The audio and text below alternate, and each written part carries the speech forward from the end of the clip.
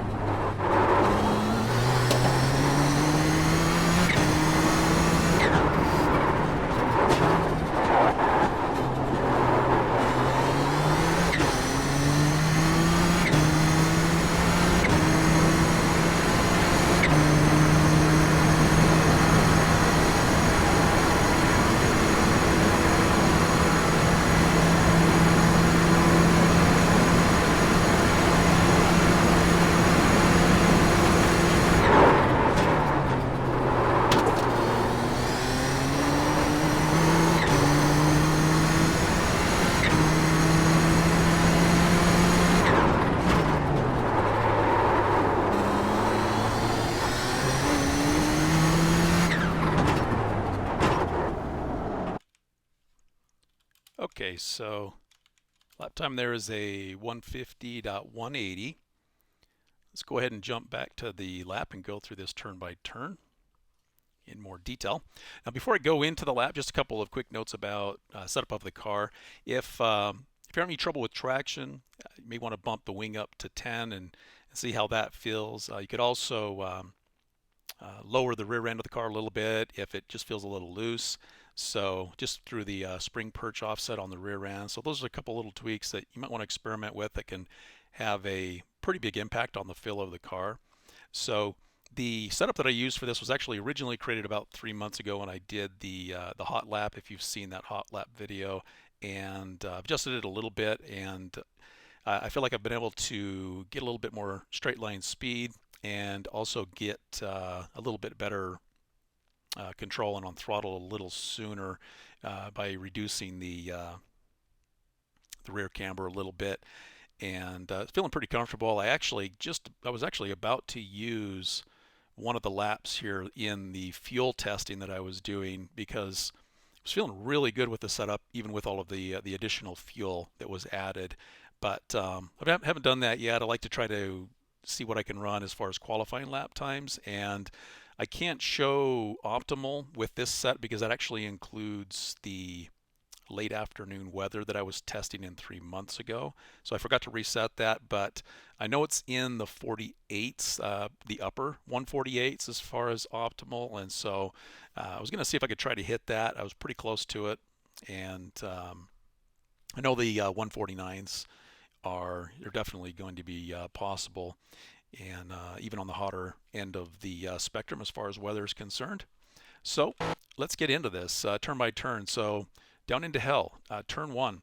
You want to brake right in between the 100 and the 50, and it's going to be about a 70% braking at that point. So right in between there, and then kind of start to ease off the brakes from there. Now, you don't want to turn in late here. You definitely want to not overshoot this and try to get as close to the curbing on the inside here as possible, and back to throttle just as you reach that. Now, you can run wide on exit, so as you're kind of unwinding the wheel, right about this point, you might actually start to feel a little bit of oversteer, and you might feel the back end come out on you just a little bit. And so instead of turning away from this curbing too much, you can actually feel free to let the right end of the car come right up over the curbing if you need to, if you feel like it's just getting a little loose there. And Oftentimes I actually will come all the way up over the curbing into the green surface here, and there's no off track for it, and it's actually pretty smooth up and over the curbing, doesn't unsettle the car too much. So didn't need to do that here, but that's something that is worth noting. Getting back to full throttle here just by the time the car reaches the curbing. This is all in second gear for this corner, and then we're going to go ahead and shift up in full throttle all the way down the mountain straight. So as we come down into Quarry, turn 2, the braking point is going to be right at about where you reach the grass here. And there's going to be about an 80% quick threshold brake. Now you actually don't have to brake for very long, and a little less braking than you might think because you're actually on an uphill at this point, and so the car is going to slow a little bit more quickly. So you'll see letting off the brakes pretty quickly down into second once again, and again turning in to get as close to the curbing here as possible. And right at about this point now starting to transition from trail braking into the corner to getting back on throttle and then easing into throttle pretty gradually. And again, on the corner exit here, right at about this point, midway across the road, as you come across, you can actually again start to feel the car come a little loose sometimes. So be cautious of that. And this is a point where, again, getting back to full throttle should be done gradually to reduce that oversteer, and you might even be able to hear it a little bit. Let me see if I can play that back. It comes loose a little bit, and you can hear that happening. And geez, before I forget, let me play back turn 1 at full speed one more time too.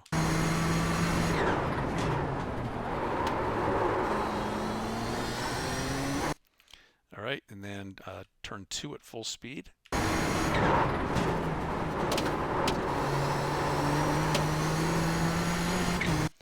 All right, so you can actually get up on this curbing a bit, and maybe even a little more than I do here, and it's not too rough. It handles it pretty well. So you can run a little wider than this if you need to. And coming down into turns 3 and 4, cutting. What you really want to do here is you want to slow the car gradually. I wouldn't wait and brake last minute. There's kind of a temptation to kind of blow through this corner here and then brake hard afterward. And you can really get into a lot of trouble trying to do a lot of last minute braking here, because as you come around this corner, if you're carrying a little extra speed, it's still a braking zone where the car isn't really quite straightened up. And as you're kind of slightly turning here, if you're braking too hard, it really can come around on you pretty quickly there.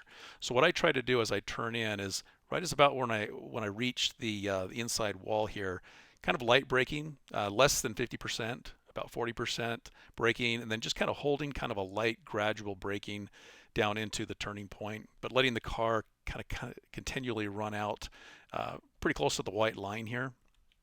You don't really need to run any wider than that to give yourself a good entry into the corner here where you can get to throttle right at about this mid-corner point here at about 40-50% throttle, and then slowly easing on from there. And you can get back to full throttle briefly here.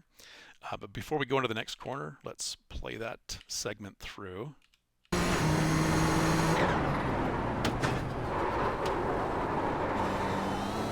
So you might have noticed that was a downshift to fourth and then into second at that point in time. And so we're now in second, and as you come up the up toward Griffin's here, there is a bump, and really the car lightens up. So be prepared in advance to lift on throttle right before the car kind of lightens up here, because it can really come loose on you if you're trying to full throttle through this. So right about there, you'll see the bump in the road, about to half throttle here, and then just as you cross that, now you can proceed back to the throttle and ease back up to full throttle here. So let's play that through real quick.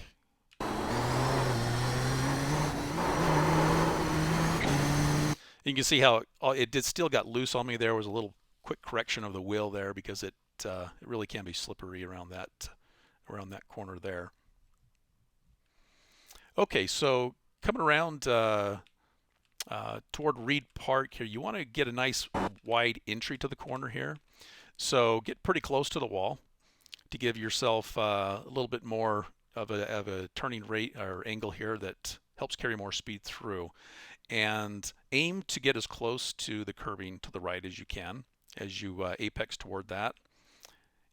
A little bit of throttle modulation. It's pretty difficult to take this at full throttle. Um, so you'll see a lot of 50 to 70% or so throttle modulation in through there, and then upshift into fourth. And from this point, if you hit it just right, you can take full throttle from here, all the way from here to Skyline. So all the way across the top of the mountain. So I was pretty pleased that I was able to do this even in the hotter weather. It's something I kind of had a goal to do in my hot lap, and I wasn't sure if I could do that in this hotter weather. So I was really happy to see that I could do that. And I mean, how cool is that to be able to go full throttle all the way across to the top of the mountain? But I'm going to talk about how you can do that. It's pretty risky. If you hit it just right, you can carry full throttle from here all the way to Skyline. So up into fourth gear here, you can see the car is right up here on the left-hand curbing, and the couple key points are down through Frog Hollow here. You really want to make sure that as you come across the line here, you're aiming to get actually pretty close to this white line first, and then let the car kind of run straight down into to Frog Hollow, where you can sharply turn left, shift up into fifth. That's really the only lift of throttle, is the shift into fifth right at that point, and then get as close to this curve as you can. Don't take too much of that. Any more than that will unsettle the car quite a bit. Then as you come through, let the car run all the way up to the wall once again, and aim to get up on the curbing a little bit here, and start to turn in before you reach the crest of the hill. You want to get the car started to turn in.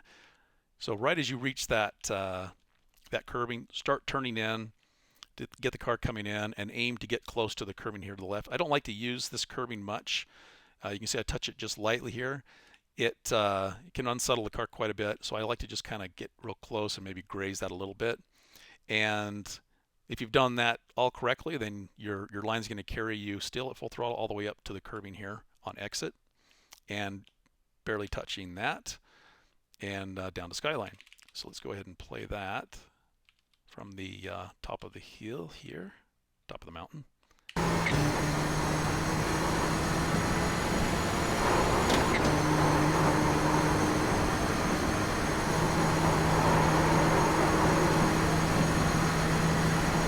All right, so coming down Skyline into the S's.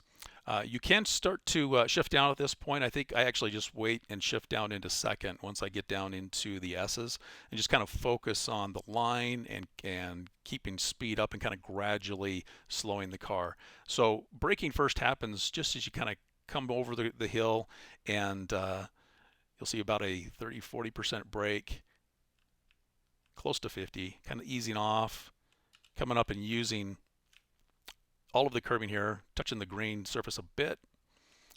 And there was actually a little bit of a blip right there. That's the downshift into second. So there's the downshift into second. You want to make sure you're into second when the car is pointing straight, and so get your downshift done when it feels like the car's in a stable point that you can downshift and blip it down into second. And of course, the straighter the car is, the safer that will be. And what you really want to do as you come down to the S's is aim to get and hug the wall here to the right as close as you can, and just kind of keep the car steady over to the right hand side, and of course opening up your entry here. Now the turning here actually looks and feels a little earlier than maybe it should be, but as the car drops down in here, it's going to kind of fall away as it drops down, and so you almost have to look past the walls. In fact, don't think about the walls, obviously. You think about them, you're going to hit them. As you're coming through here, you really just want to look through them. You want to look and you want to focus on where the racing surface is, and think about where the limits of the surface are. And of course, if those are the targets you're aiming for, that's what you're going to hit, and you're not going to be concerned with the walls. And of course, you're going to have to look through them a little bit to kind of see where your line goes, but you really want to hug this as close as you can. And then to the right, once again, easing back to full throttle now, and briefly carrying full throttle down into second gear and then into third gear. And what you want to do once again as you come down into Dipper similar to cutting, is you really want to slow the car a little bit more gradually. You don't want to do too heavy of braking here. Car can slide and come around on you pretty quickly if you're braking too hard. So I actually start my braking just at about the crest of this hill here, pretty light, 30% braking, downshift, and there's the blip into first and downshift. And now what you're aiming to do is get as close to this wall as you can, but again, try to kind of look through it, look at the angle of the road, and you want to get the car as close to it as you can, obviously without touching it, but notice how it kind of creeps up on you. Notice how the apex, which is really this last little section of the wall, is going to kind of creep up on you, and that's where you want to start to now ease back into throttle. So getting as close to that as you can so that you can get to throttle early is important. This is your best passing zone on the track as you come down Conrad. So if you can stay close to your opponent through the mountain and through the S's and through Dipper here and or the Falcon Corner as it's also referred to, stay close into your opponent here. This is going to be your best passing opportunity if you can use the draft to get around. So definitely you want to get a great exit here. This is probably the most important corner on the track as far as setting up for your passing zone. So definitely try to get a lot of practice through there. So let's play through this last segment through the S's in the downhill. Actually, let's go back to the top here, all the way up from Skyline.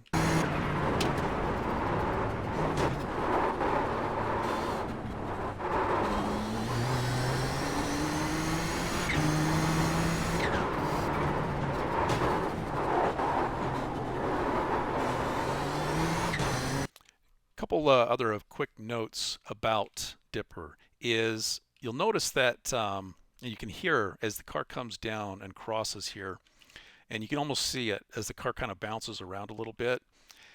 Let's go ahead and just play that so you can see what that looks like. You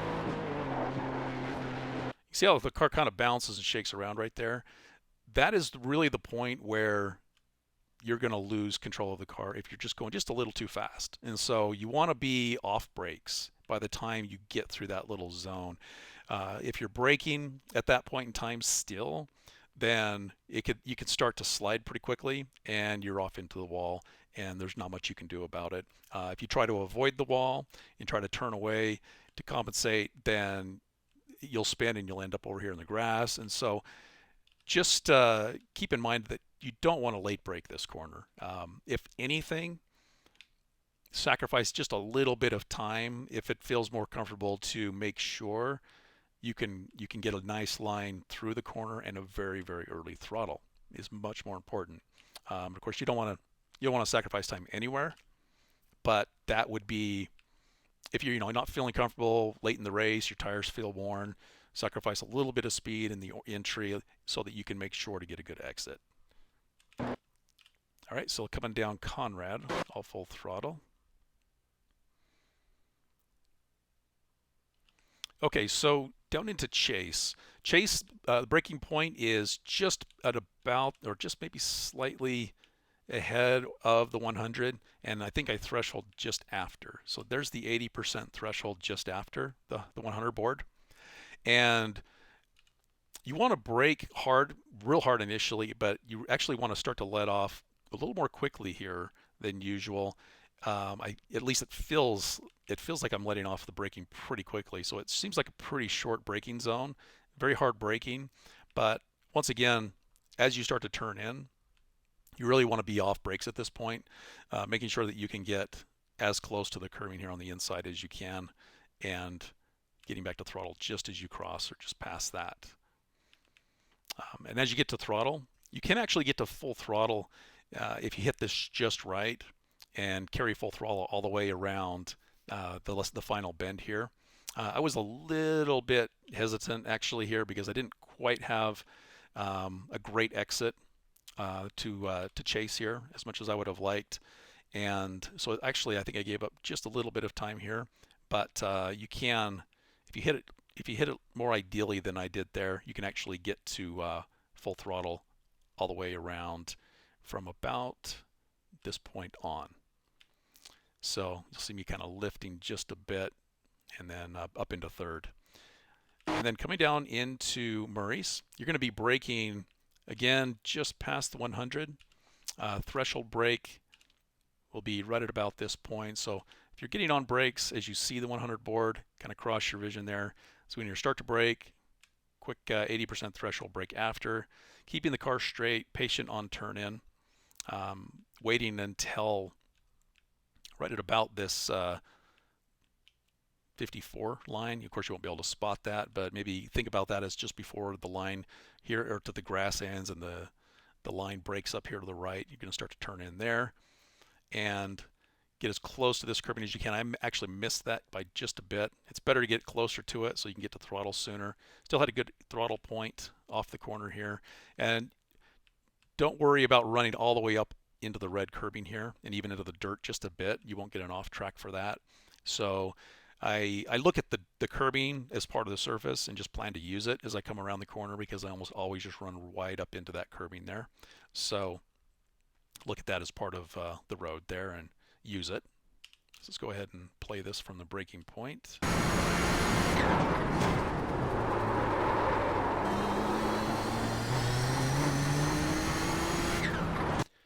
Okay, so there's a lap of Mount Panorama. Hope you found it helpful. Talk to you later.